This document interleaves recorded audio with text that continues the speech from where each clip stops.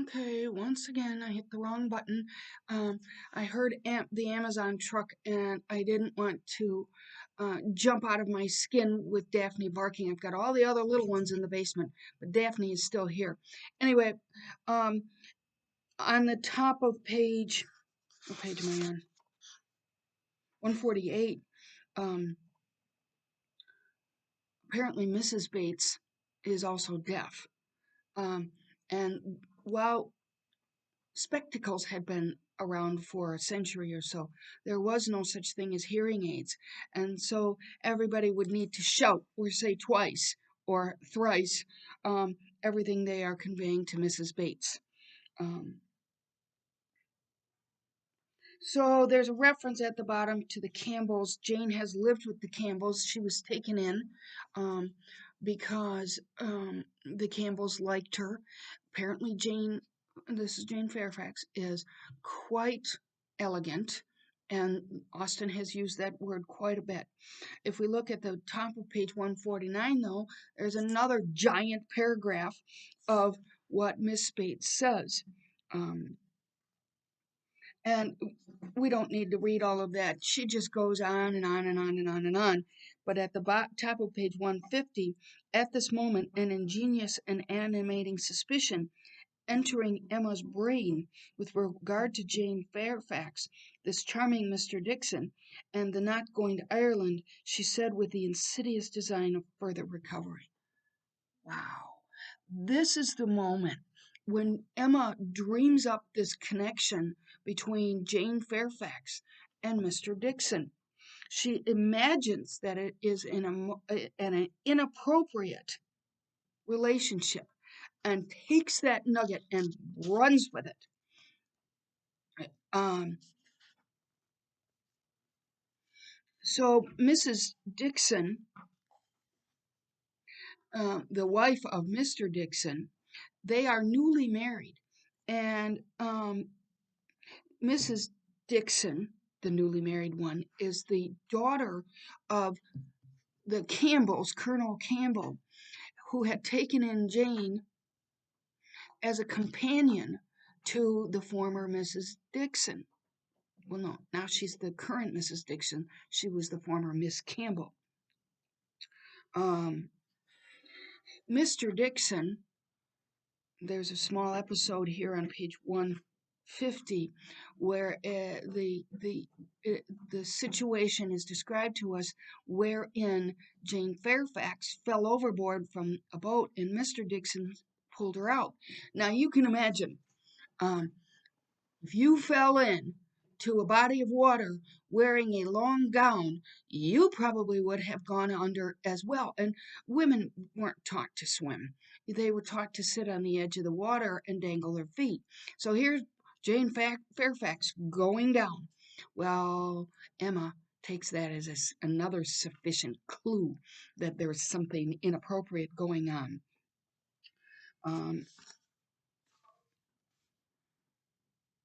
So there's more long paragraphs from Miss Bates on page 151. Um, she just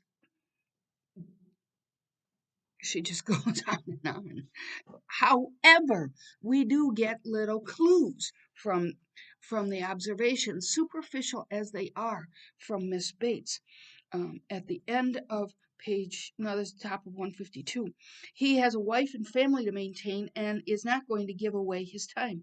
Well, now I have just given you a hint of what Jane writes about.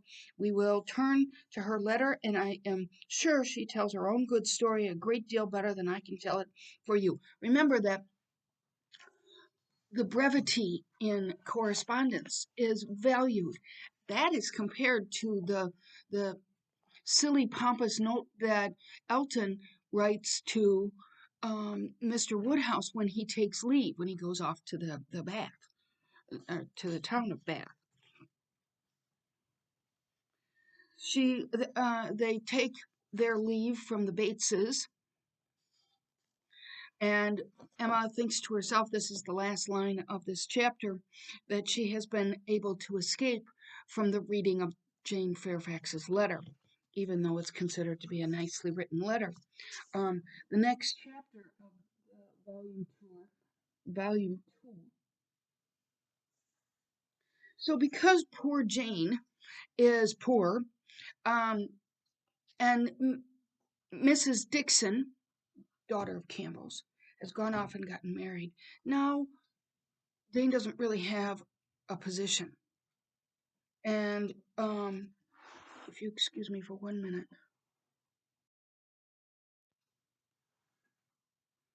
So her position is pretty precarious, Jane's is. And the next step, since she is no longer the companion to the Campbell daughter, her next step is to become a governess. And there's quite a bit of discussion here about um, how pleasing a person she is, good understanding, warm-hearted, well-meaning relations. Um, but her next step isn't exactly desirable. If you remember, um, there's very many chapters ago, it was pointed out to us that teachers weren't exactly genteel. Apparently not. Um, but Jane doesn't have much of her own income, a couple £100. And so her ability to be independent, like Emma, isn't there. Um, Jane isn't,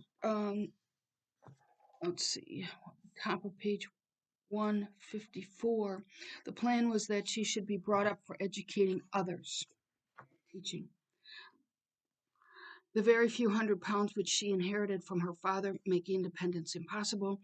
To provide for her otherwise was out of Colonel Campbell's power, for though his income by pay and appointments was handsome, his fortune was moderate and must be all his daughter's. But by giving her an education, he hoped to supply the means of respectable subsistence hereafter as a governess. Um, if you middle of the next bigger paragraph, the day of her having to actually work was put off for a while. Um, it, neither father nor mother could promote, and the daughter could not endure it. The evil day was put off. Nobody wanted to let go of Jane, but what is she to do now? At the um,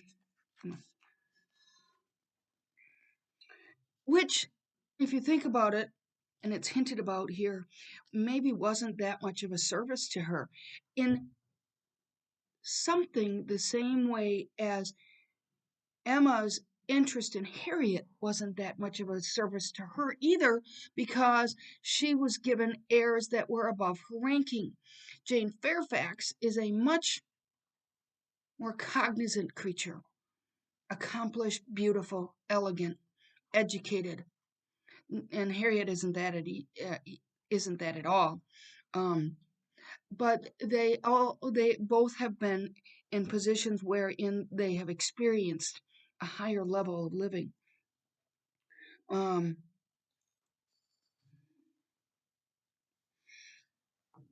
oh yeah, periodically we're going to get hints that Jane had been ill and never seemed to recover. And we know that Jane's mother, her real mother, not the Campbells, is not. I can't even get rid of this. Okay. I don't even know if you can see that, but I get weather notifications. Um, Perhaps this is at the top of page 155. This event had very lately taken place, the marriage, too lately for anything to be yet attempted by her less fortunate friend towards entering on her path of duty. Okay. Though she had now reached the age which her own judgment had fixed for the beginning, she had long resolved that 1 and 20 should be the time period. So she decided that she was going to move on at age 21, but there's a hint here. With the fortitude of a devoted novitiate, she had resolved at 1 and 20 to complete the sacrifice and retire from all pleasures of life, of rational intercourse, equal society, peace, and hope, to penance and mortification forever. I don't think that Austen is suggesting that Jane Fairfax is going to go off to the convent. But that language is being used to describe this next governess phase of Jane's life, and it doesn't seem very appealing. Um, Also, this business about her having had a cold and never recovered. Jane's mother died of TB.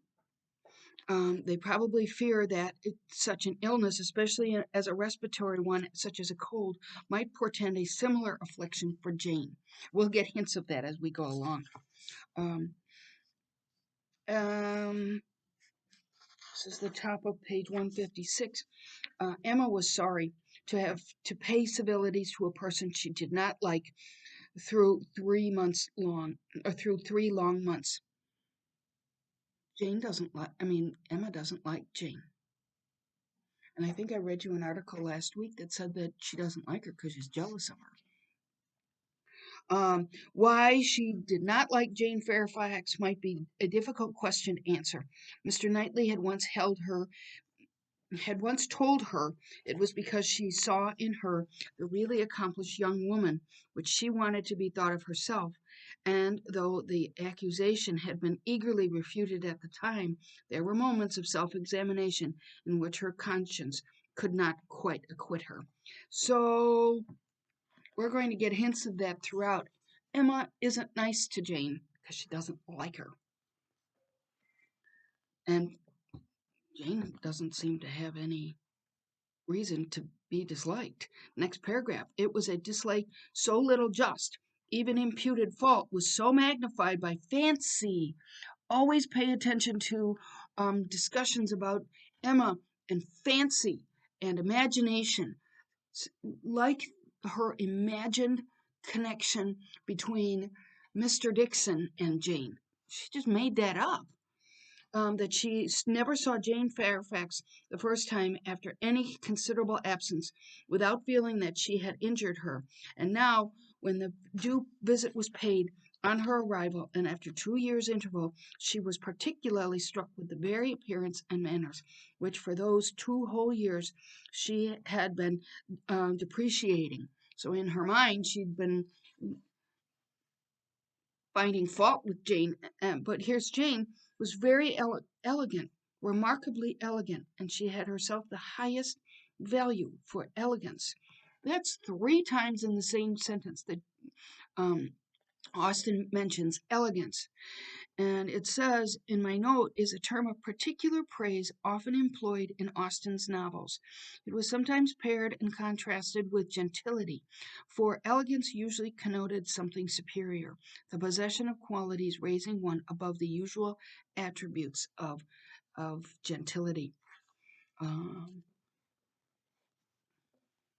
but Jane has a kind of pleasing beauty. We see this in the bottom, no, top of 157. It was a style of beauty of which elegance was the reigning character. That's the 4th time. Um, in short, she sat during the first visit looking at Jane Fairfax with twofold complacency or satisfaction, is what my notes say. Um, it is highly probable circumstances of an attachment to Mr. Dixon. Well, it's not highly probable. Don't you just want to just shake Emma? A few lines later, Emma was very willing now to acquit her of having seduced Mr. Dixon's affection from his wife or of anything mischievous which her imagination had suggested at first. It's total fantasy. Um, she might have been unconsciously sucking in the sad poison with a sharer of this conversation with her friend, and from the best, the purest motives might now be denying herself this visit to Ireland. So Emma's trying to figure out why it is that Jane declined to go to Ireland. It seems like it might have been nice with the Campbells to visit the Campbell daughter, but Jane declines. It's a clue. Except Emma misappropriates it. Upon the whole, Emma left her with such a softened, charitable feeling, I'm on top of page 158, as made her look around in walking home and lament that Highbury afforded no young man worthy of giving her independence. nobody that she could wish to scheme about for her. She has not given up this idea of of um, marrying people off. She still likes to do that, matchmaking. Um, let's see. If we look over this middle of page 158, um, Jane's offenses rose again. They had music. Emma was obliged to play, and the thanks and praise which necessarily followed appeared to her an affectation of candor, an air of greatness. So she's really accusing Jane of pretension, but Jane isn't pretentious. Um, at the end of the paragraph, she was suspiciously reserved. Jane is just like that. She is reserved. But Emma is manipulating the whole situation to support this contrivance. Um, Emma saw its artifice and returned to her first surmises. And then at the top of page 159, the like reserve prevailed on other topics. She and Mr. Frank Churchill had been at Weymouth at the same time. It was known that they were a little acquainted, but not a syllable of real information could Emma procure as to what he truly was. And so she asks him a bunch of questions. Asks her a bunch of questions. And then at the top of page 159, um, Emma is trying to get out of Jane some information about Frank. Was he agreeable? Did he appear a sensible young man, a young man of information at watering place or at a She can't get anything out of Jane. Pay attention to that. She believed everybody found his manners pleasing. Emma could not forgive her. She's trying. Emma is trying to dislike Jane, but Jane is a bit aloof. She's not telling. And then next chapter, Emma tells Mr. Knightley about Jane, suggesting that she's elegant. Mr. Knightley tells Emma that Mr. Elston's good fortune. Oh yeah. This is where Knightley tells Emma about Elston's good fortune. In other words, Elton, not Elston. Elton's good fortune that he has now become engaged.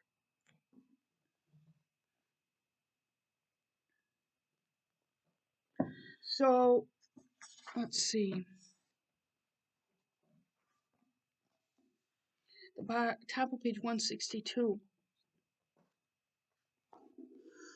Let's see. Oh, I didn't really care for this part. It's some business about having killed a porker, and but it's here because it is demonstrative of the fact that these larger estates really had farms on them that would be used to feed the people who lived on the farm. So there's a pig, and Emma has sent a leg over to the Bateses because they don't have much money.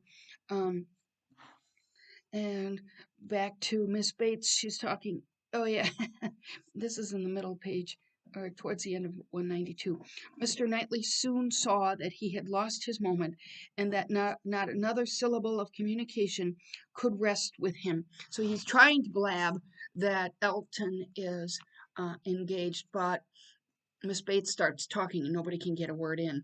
Uh, then at the bottom of page, no, this is top of 163. But where could you hear it, said Mrs. Bates. Where could you possibly hear it, Mr. Knightley? For it is not 5 minutes since I received Mr. Cole's note. No, it cannot be more than 5, or at least 10, for I had got my bonnet and spencer on. Just driveling, talking. And let's see, bottom of page 164. So he does, in fact, tell that Elton is now engaged and her name is Miss Hawkins, Miss Augusta Hawkins. And of course, everybody wants to know about this. This is really good, juicy gossip. These are the gossipiest people. I guess it's because there's nothing, they don't venture outside of their own society. So Miss Bates says, a new neighbor for us all, Miss Woodhouse. This is great news. So Mr. Elton has been at Bath, this resort, and he has presumably met Augusta Hawkins there at one of the social events. He may have gone with that idea in mind, probably. And then there's some discussion about how he is very conscious of his social position. And we're wondering how these people are in each other's business, how much money she has. Mr. Elton is the standard of perfection in Highbury, both in person and mind. Who says that? Emma says that. That's not what she thinks of him. She thinks he's beneath her. And yet she says this as kind of a contradiction. Um, so, probably to make him a desirable social contact. And then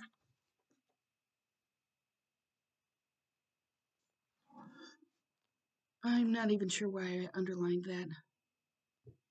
Oh, Miss Bates says, Miss Bates, what is before me, I see. And that's an interesting, a telling statement because Miss Bates, while she's not very intelligent, she does repeat everything she sees. So we may not get a very good interpretation of what she sees, but we get a recitation of what she has seen. Um, so they're talking about Elton, and he they say I'm 166. Oh no, he's not handsome. Certainly plain. I told you he was plain. And then um, down at the bottom, oh no, this is towards the top of 166. Well, my dear Jane, I believe we must be running away. The weather does not look well, and Grandmama will be uneasy. I'm not even sure. So they went walking. Not even. I don't know why I marked that. So at the top of page one, no, it's bottom of 168, 166. Emma, alone with her father, had half her attention wanted by him, while he lamented that young people would be in such a hurry to marry, and to marry strangers too.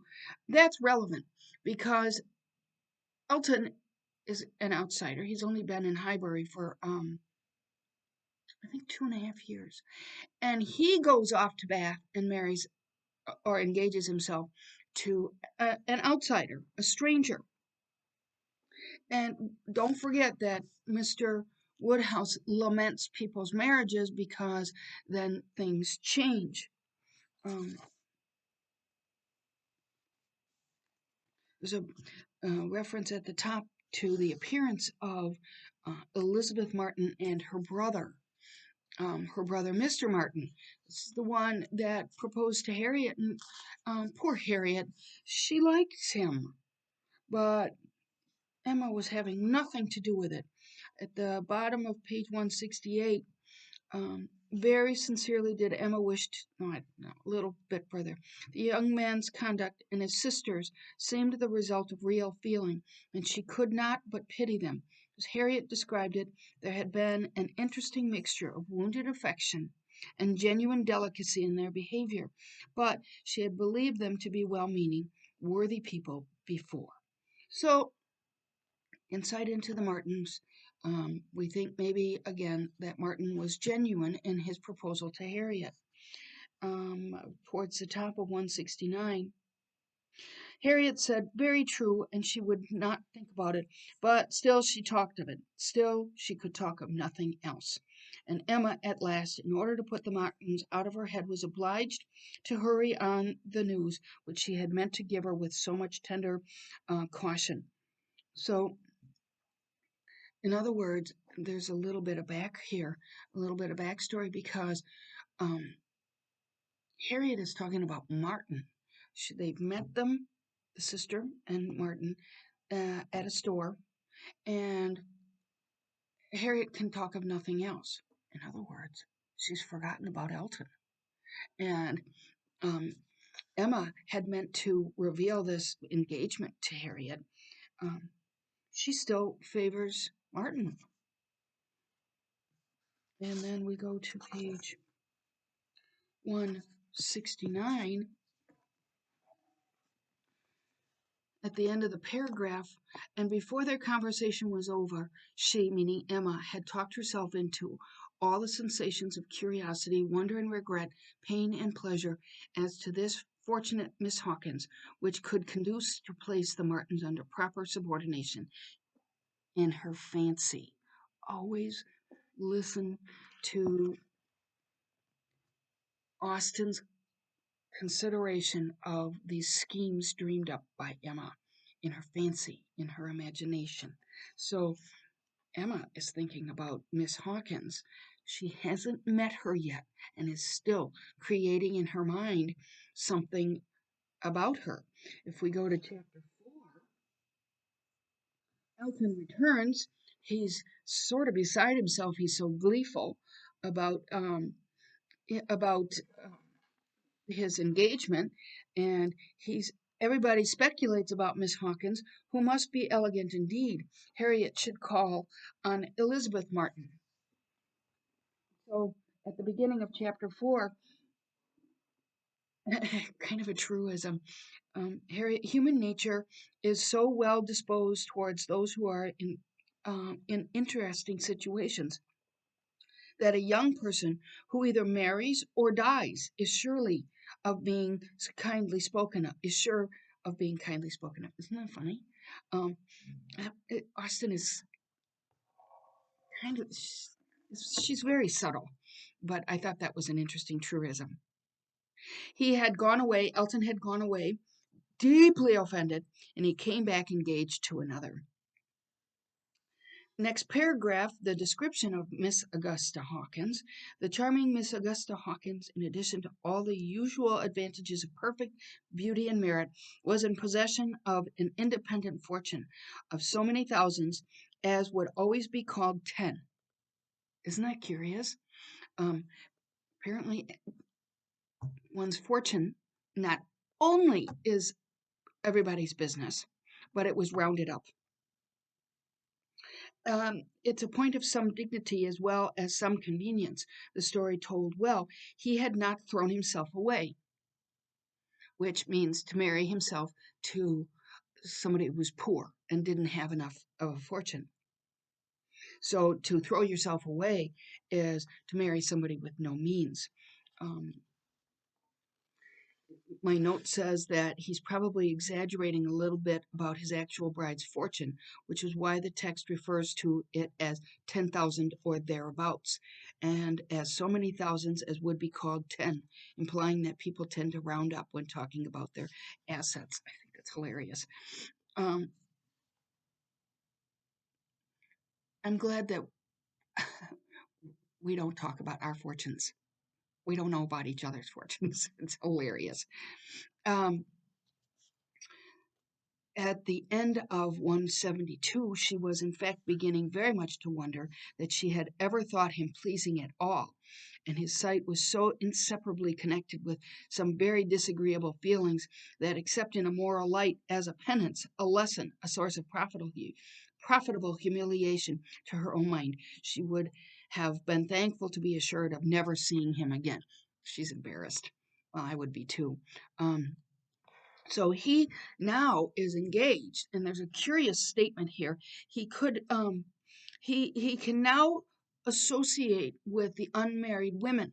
Um, just another note. I know I get off on tangents here, but it's really interesting. Um, it says at the middle of page 171, now addressing all the young ladies of the place to whom a few weeks ago he would have been cautiously gallant. Um, while unmarried, he would need to exercise caution around unmarried young ladies, for any particular friendliness could easily be interpreted as romantic interest. That's exactly what happened with Elton, thinking that Emma was interested in him. This could lead to wounded feelings as well as a belief on a woman's part that having led her on, he was now obliged to propose to her. That expectation could arise easily due to the strict rules governing conversation and behavior between the sexes. A man who wished to court a woman could signal this to her only by greater friendliness. That's exactly what Emma did. Um, in addition, the universal belief in the desirability of marriage made everyone wish to see symptoms of attraction between two eligible persons as a sign of impending engagement. Remember, this is a very closed little society. So if someone is this age and someone else is that age, one would necessarily think that they were a match, which is what makes Emma's attempt between Harriet and Elton so ill advised. If we go to the bottom of page 172,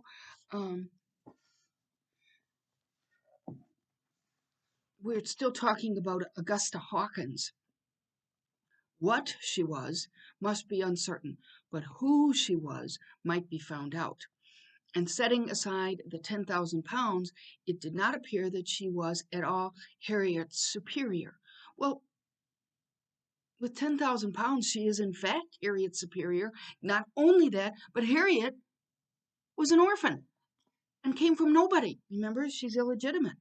So Augusta is necessarily higher ranked than Harriet. Did I say that right? Augusta is higher ranked than Harriet. Um, so at the end of the paragraph, that was the wind-up of the history, and that was the glory of Miss Hawkins. In Emma's mind, everybody's speculating. The charm, next paragraph, of an object to occupy the many vacancies of Harriet's mind was not to be talked away.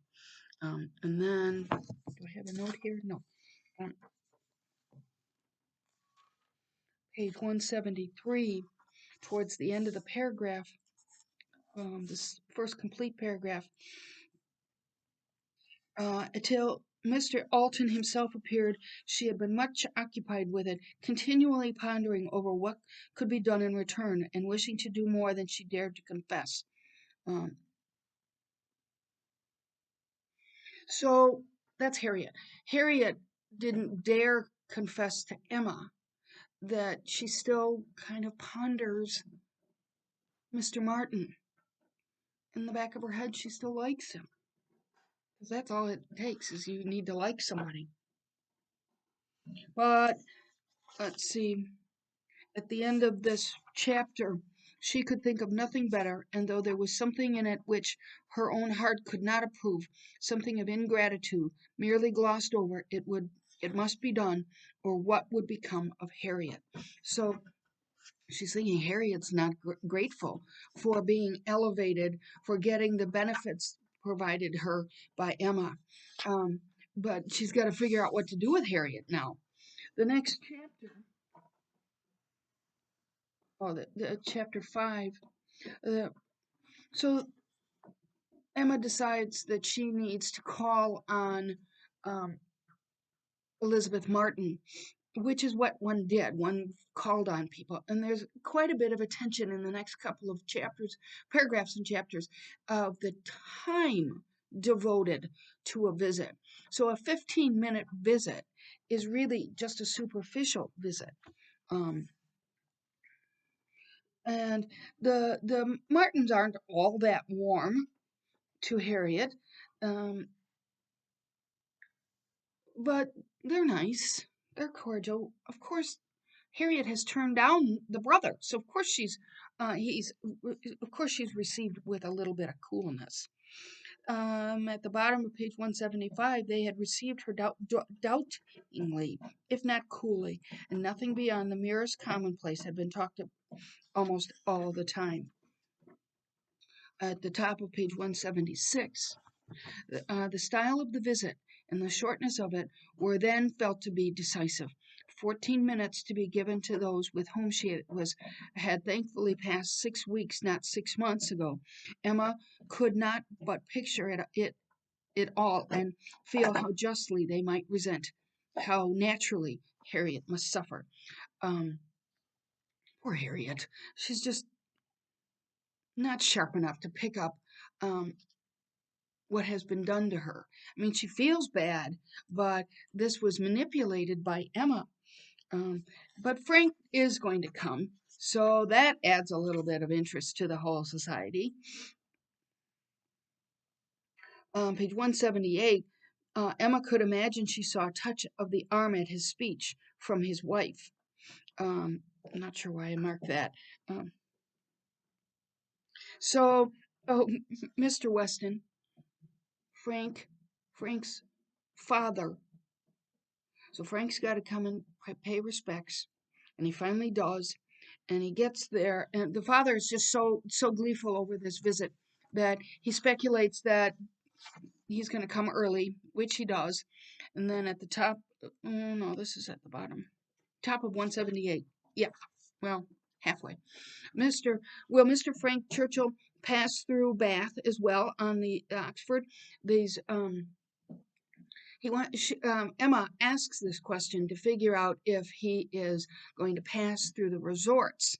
And then a couple paragraphs later, 179, the Frank Churchill so long talked of, so high in interest, was actually before her.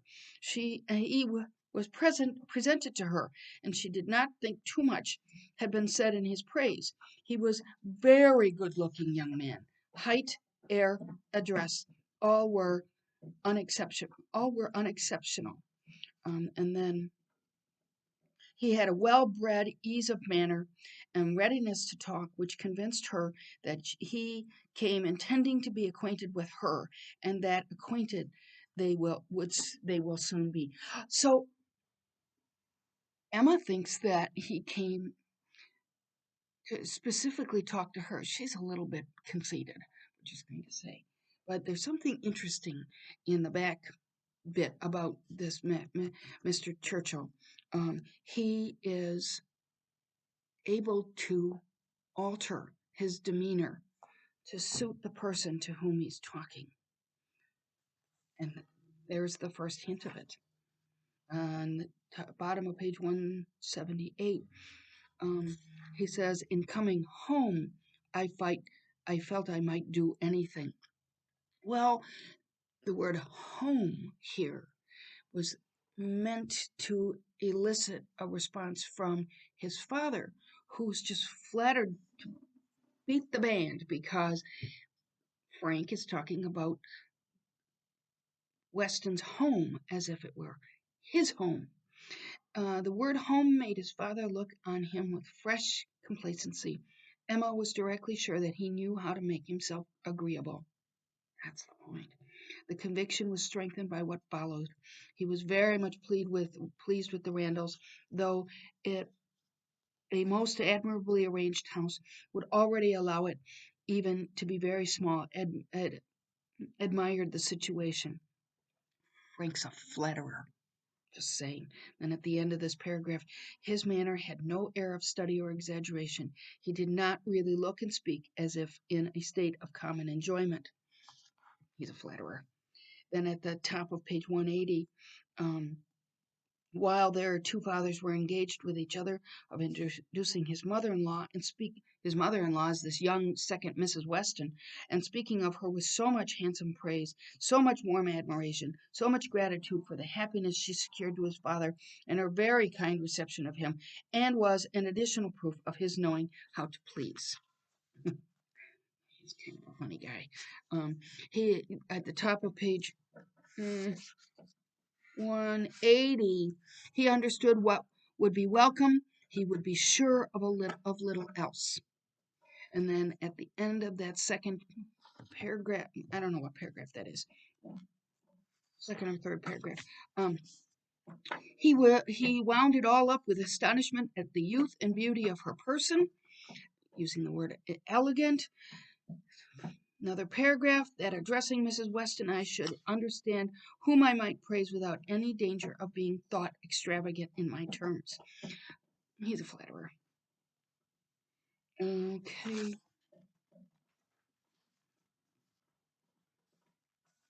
So let's see. Another reasonable visit is paid. 15 minutes, that's all you get. And then you move on to the next one. I've heard her speak of the acquaintance, said Emma. She's a very elegant young woman. Who's she talking about? Oh, Miss Fairfax. Right. Anytime the word elegant is used, it's usually Fairfax. Um, then in the middle of this page, towards the bottom of 182, you will see her to advantage, see her and hear her. No, I'm afraid you will not hear her at all, for she has an aunt who never holds her tongue. Miss Bates, that's hilarious. Um, and then in the next chapter, chapter 6, um, Frank settles in. He's here in Highbury, and he and Frank discuss, no, Frank and Emma discuss Miss Fairfax.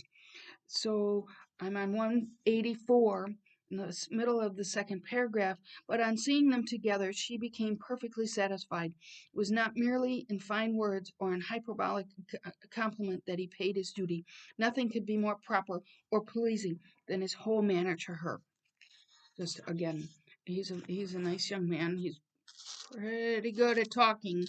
And then 186, he says that there's enough people around. Let's have a ball. He wants to have fun, Mr. Frank does. Um, but he's not particularly genteel, or the people they're walking and the people that they are looking at, their houses are dotted around, they aren't particularly genteel. They're more merchants and the like. And then at the bottom of page 186, at last he was persuaded to move on from the front of the Crown.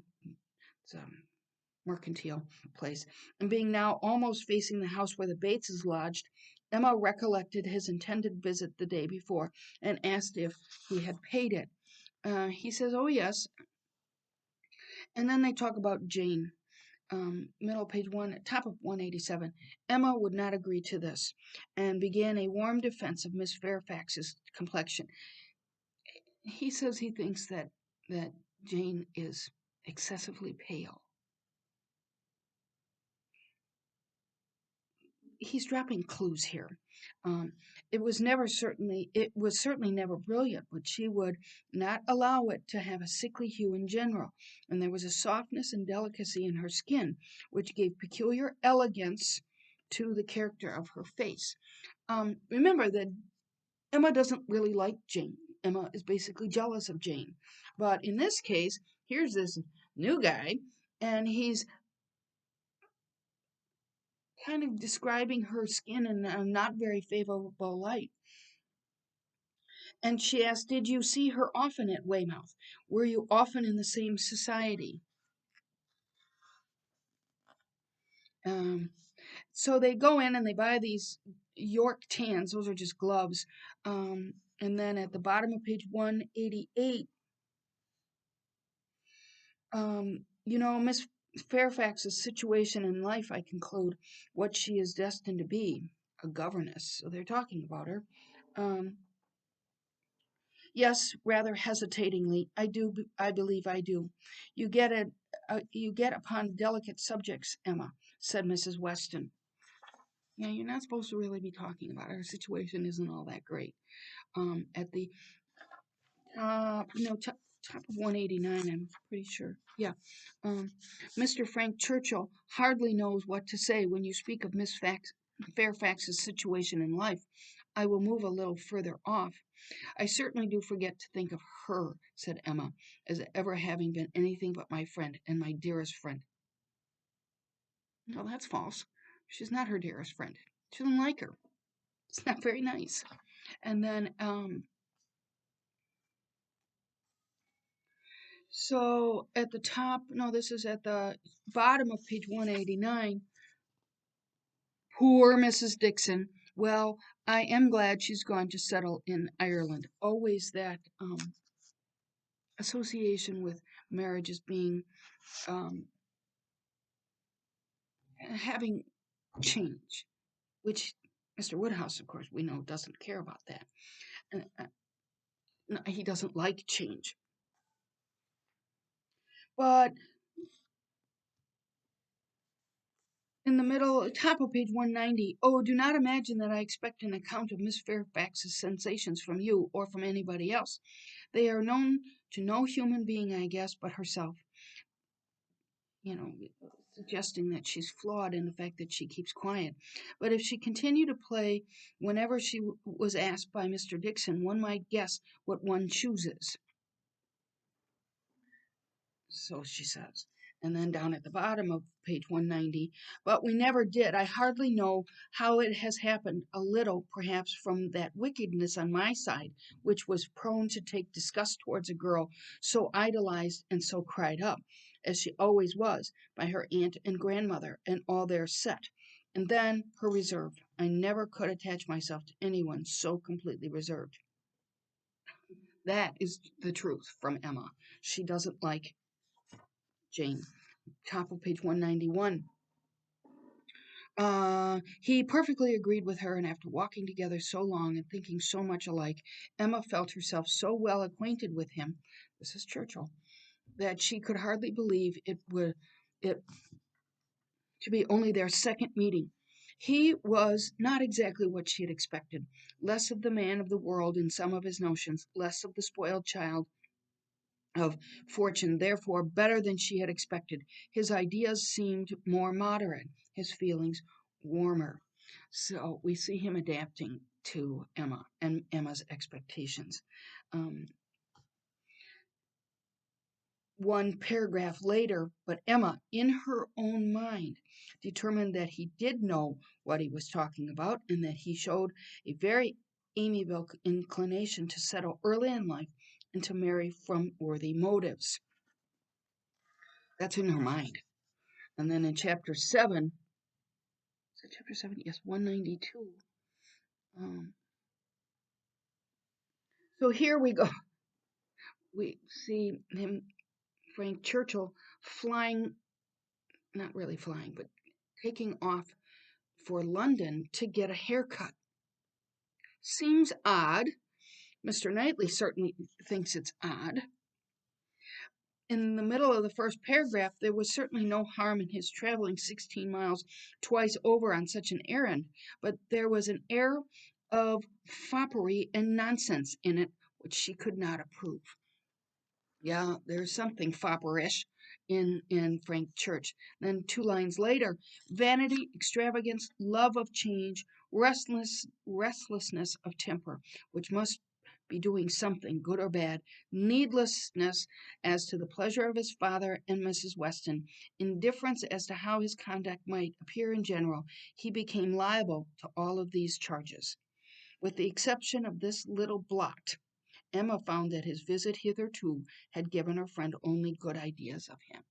So his flaws are in the first paragraph, and Emma is able to overlook them because in her mind she can create things. Page 193. Mr. Weston, on his side, added a virtue to the account which must have some weight. He gave her to understand that Frank admired her extremely, though her very beautiful and very charming. Well, Mr. Weston sees a potential match, right? Remember that that's something that this little society was inclined to do. There was no such thing as long engagements. One certainly didn't live together. Um, Everything has changed now, but Mr. Weston is throwing tidbits in Emma's direction. Hey, he thinks you're cute, putting that in her mind. Down at the bottom, no, this is the, yeah, bottom of 193. This was the occurrence. The Coles had been settled some years in Highbury, and were very good sort of people, friendly, liberal, and unpretending, but on the other hand, they were of low origin in trade and only moderately genteel. Um, Emma's really conscious of things like that. they had on the top of 194. They their love of society in their new dining room prepared everybody for their keeping dinner company, and a few parties, chiefly among the single men, had already taken place. So they've come into some wealth, but it doesn't make them any more genteel. But there will be events there. If you have a new dining room table, one of my notes says that the size of your dining room table dictates how many dinner guests you can have. Now, you can expand it, like with my dining room table, that's where I sit. Um, I think I have 3 leaves. Well, I can add in lots of people there, but in their society, a large dining room table dictated the number of people that you can invite. However, lower sorts, and I mentioned this, lower sorts were invited for after dinner. Donwell and Randall's had received their invitation, and none had come for her father and herself. A few lines later, I don't even know where I am, 194.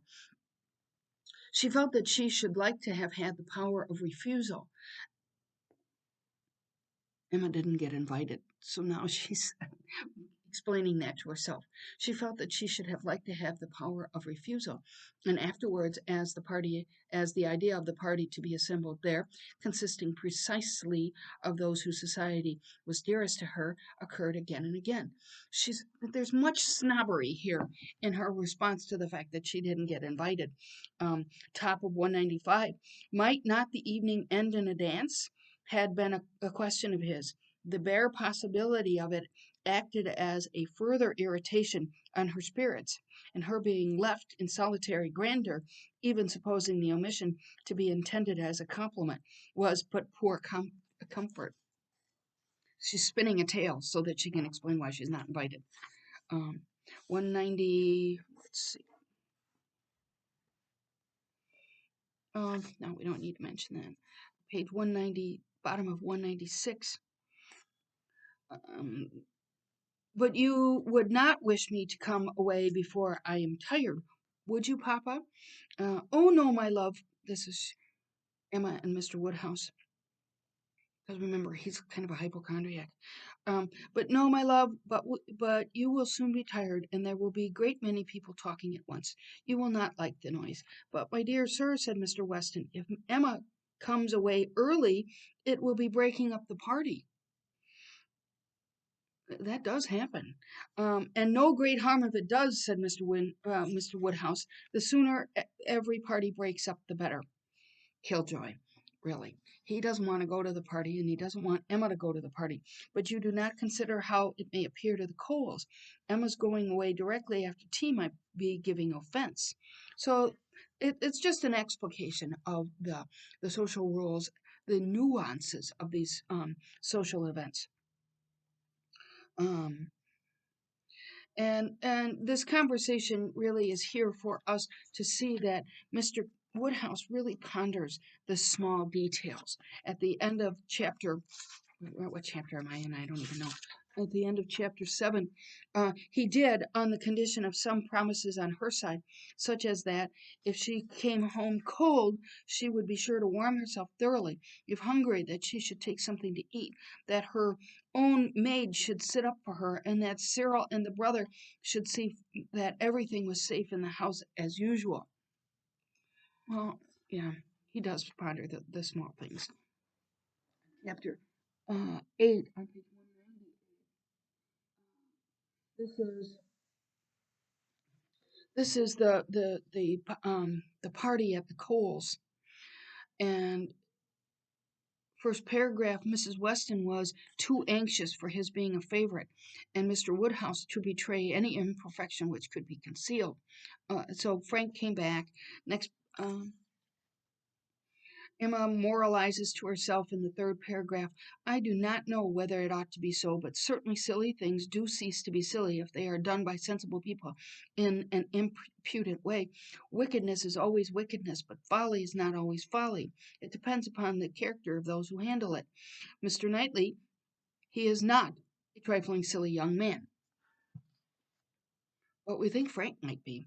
At the bottom, page 198, she meant to be very happy in spite of the scene being laid at Mr. Cole's, and without being able to forget that among the failings of Mr. Elton, even in the days of his favor, none had disturbed her more than his propensity to dine with Mr. Cole.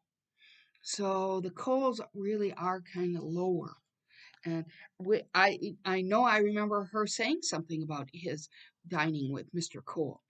At the top of page 199, oh yeah, here's this is a reflection on Mr. Knightley. The Bates ladies, Mrs. and Miss, walked to the party, but rather than having them walk back, Mr. Knightley calls for his carriage, um, which is which is considerate of him.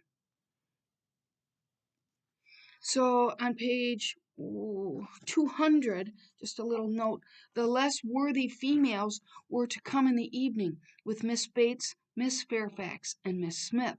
They are less worthy. Miss Smith is Harriet, right? Miss Fairfax is merely a governor. Those are the less worthy people. Um, so on this page is where we see mentioned the gift of the pianoforte, and it's not the best quality.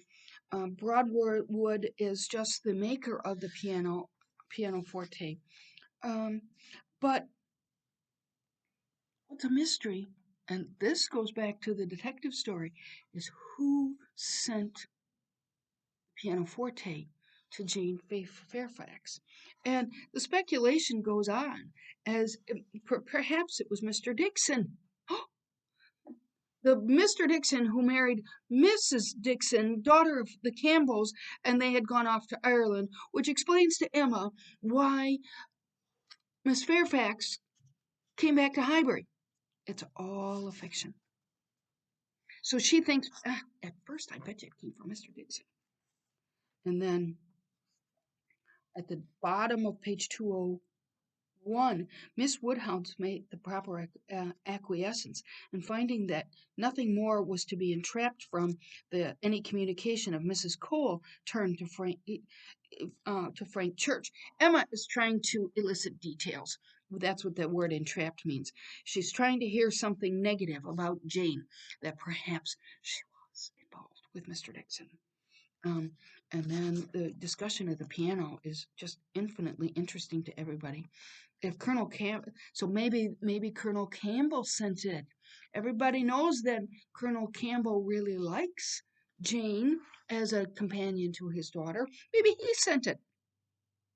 But who could it be? The mystery continues. If so, you must extend your suspicions and comprehend Mr. Dixon in them. She's planting that. Mr. Dixon, very well. Yes, I immediately perceive that it must be the joint present of Mr. and Mrs. Dixon. And then in the next paragraph, the bottom of page 202, but I cannot help suspecting either that, after making his proposals to her friend, he had the misfortune to fall in love with her, or that he became conscious of a little attachment on her side. One might guess 20 things without guessing exactly the right. That's correct. One might guess 20 things without guessing exactly the right. But I am sure there must be a particular cause for her choosing to come to Highbury instead of going with the Campbells. We see her mind working. We see how she does this. She's confiding in Frank about her suspicions. If you've gotten to the end of the novel, these clues are pretty important. And then he saved her life. This is Dixon. Remember, he snatched her out of the water. She was probably wearing one of those long gowns and surely would have drowned. The top of page 204, bottom of 203 and top of 204, the arrival of this pianoforte is decisive to me. I wanted to know a little more, and this tells me quite enough. Depend on it, we shall soon hear that it is a present from Mr. and Mrs. Dixon. She is just spinning a tale. End of two paragraphs. But I am perfectly convinced myself that Mr. Dixon is the principal in this business. And then um, at the bottom of, or no, this is the top of 205.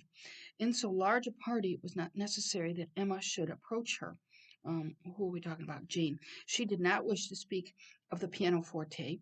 She felt too much in the secret herself to think the appearance of curiosity or interest fair, and therefore purposely kept at a distance.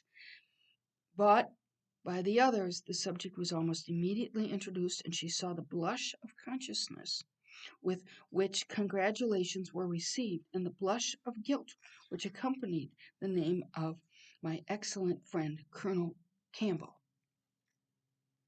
So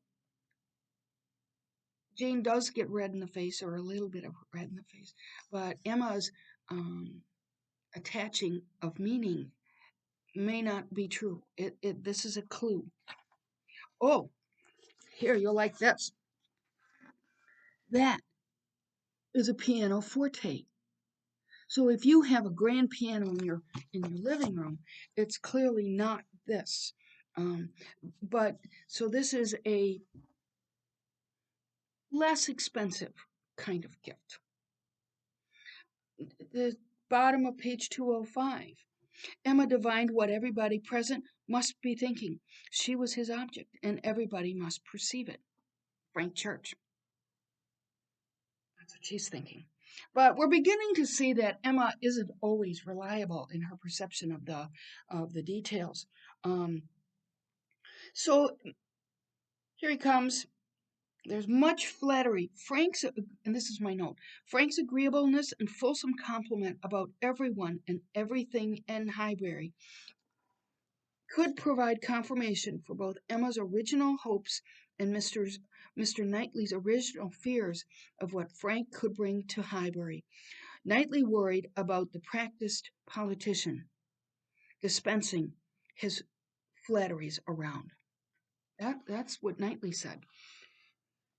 So he comes over and she's thinking, "Oh, I'm cute. I'm cute." And he comes over and flatters her. And um, he talks about his aunt at the middle of page 206. She saw that Enscombe could not satisfy could not satisfy, and that Highbury, taken at its best, might reasonably please a young man who had more retirement at home than he liked, suggesting that the aunt, Frank Churchill's aunt, keeps him at home. And on the top of page 207, I have made a most wretched discovery, said he after a short pause. I have been here a week tomorrow. See, look at him flattering, dishing it out. Half my time I never knew days fly so fast. A week tomorrow, and I have hardly begun to enjoy myself, but just got acquainted with Mrs. Weston and others. I hate the recollection. Um, Perhaps you may now begin to regret that you spent one whole day out of so few in having your hair cut. Yeah, I suppose it would be like me driving to Minneapolis to get my hair cut because it's a 6 hour drive. That's approximately what he would have spent. Um, and then a paragraph or so later, um, no, said he, smiling, that is no subject of regret at all. I have no pleasure in seeing my friends unless I can believe myself fit to be seen. He's pretty vain. End of the next paragraph. When Mr. Cole had moved away and her attention could be restored as before, she saw Frank Churchill looking intently across the room at Miss Fairfax, who was sitting exactly opposite. And so on the next page, this is at the bottom of page 207. Mrs. Weston said, My dear Emma, I am longing to talk to you. I have been making discoveries and forming plans, just like yourself. And I must tell them while the idea is fresh. Do you know how Miss Bates and her niece came here? So we see Mrs. Weston, who used to live at Woodhouses, scheming in the way that Emma does. They've learned from each other. And She asked, "Do you know how they got here?" "They walked." And then here's the part about Mr. Knightley's carriage had brought and was to take them home again. On page, what page is this? 209. Nope, 208. "Well," said Mrs. Weston, smiling, "you give him credit for more simple, disinterested benevolence in this instance than I do. For while Miss Bates was speaking, a suspicion darted into my head. I have never been able to get it out. The more I think of it, the more probable it appears. In short, I have made a match between Mr. Knightley and Jane Fairfax." These people. So Emma has a pretty vigorous response. "Mr. Knightley and Jane Fairfax!" exclaimed Emma. "Dear Mrs. Weston, how could you think of such a thing? Mr. Knightley! Mr. Knightley must not marry." And then at the end of the sentence, end of the paragraph, "I am amazed that you should think, I am amazed that you should think of such a thing. Methinks she doth protest too much. And Jane Fairfax, of all women, it would be imprudence of such a match." She's really going on quite a bit. Um, okay, so speaking of going on quite a bit, I have, but we're going to just keep going for a minute. I just want to get a little bit further along. Um, so she's still objecting at the top of page. Oh, I didn't write the page number down. It must be 210 or so. But Mr. Knightley does not want to marry. I am sure he has not the least idea of it. Do not put it into his head. Why should he marry? He is as happy as possible by himself with his farm and his sheep and his library and all the parish to manage, and he is extremely fond of his brother's children. He has no occasion to marry, either to fill up his time or his heart. My dear Emma, as long as he thinks so, so it is so. But if he really loves Jane Fairfax, nonsense, she says. And then it goes, this it continues. She's really protesting. "For shame, Emma, do not mimic her." Oh, yeah, wait, at the end of that paragraph, a preceding paragraph. "Not that it was such a very old petticoat either, for still it would last a great while. And indeed, she must thankfully say that their petticoats were all very strong, like sturdy. For shame, Emma, do not mimic her. You divert me against my conscience, and upon my word I do not think Mr. Knightley would be much disturbed by Miss Bates." Um, so Emma takes a cheap shot about their petticoats. They wear sturdy clothes. It's like wearing sturdy shoes. Page 210 at the bottom. "Oh, and I had almost forgotten one idea that occurred to me. This pianoforte that has been sent to her by somebody, though we have all been so well satisfied to consider it a present from the Campbells. May it not be from Mr. Knightley? Then it could be no argument to prove that he is in love, but I do not think it is at all a likely thing for him to do. Mr. Knightley does nothing mysteriously." Interesting point. Um, top Towards the top of 211. "You take up an idea, Mrs. Weston, and run away with it." That's what Emma is saying to Mrs. Weston, but that's Emma's way of doing things. I don't know if you can see these weather things, but all right. That's just exactly like Emma. "As you have many a time reproached me with doing, I see no sign of attachment.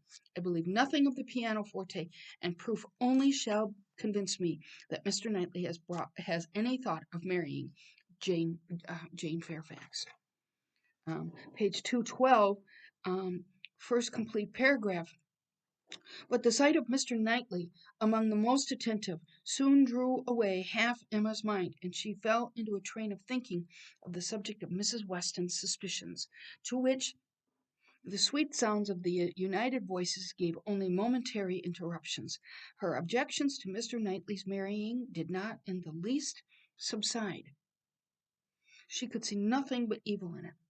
And one of my notes says that evil was not as strong a word as the connotation is today, it would be nothing but bad in it. It would be a great disappointment to Mr. John Knightley, Mr. Knightley's brother, who's married to Isabella, consequently to Isabella, a real injury to the children. So if Mr. Knightley marries Jane Fairfax, the people that will be affected negatively will be the children of the brother, Mr. Knightley, because the kids won't get the inheritance. Oh, they talk a lot about each other's money. So let's see, page 213.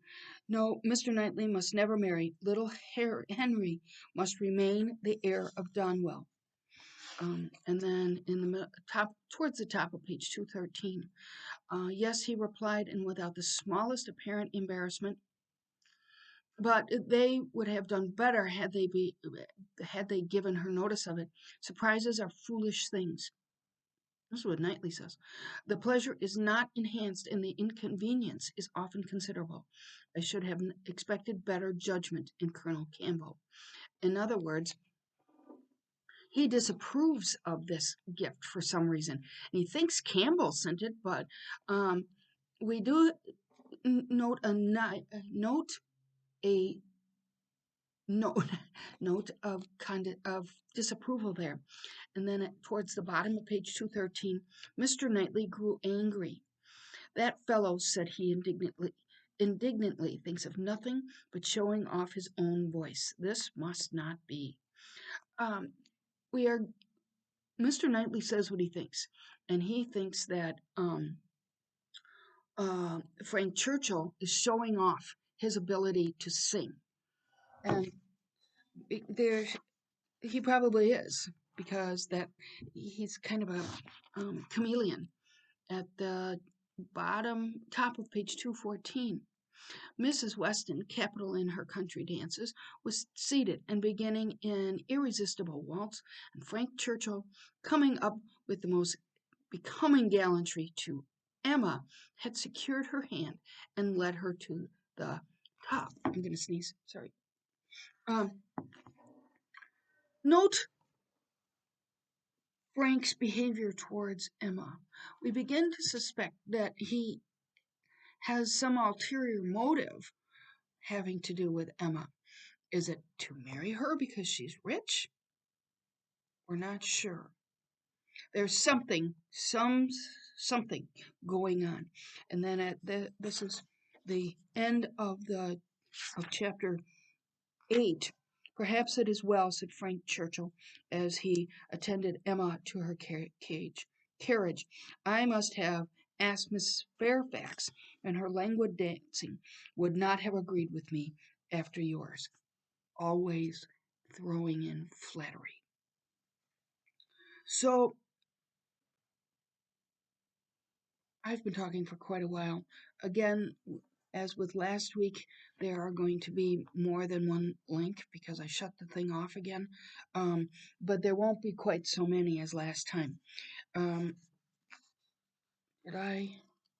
think I wanted to stop here. I got to where I wanted to today. At least I picked up the pace a little bit. We only have three. How many classes do we have left? 6, 7, 8. 3 classes left. So again, I will have a quicker pace next week, and I will bring some more articles. Watch for the clues being left behind, because this is very much like a detective story. So I will let you go from here, and I will see you again next week.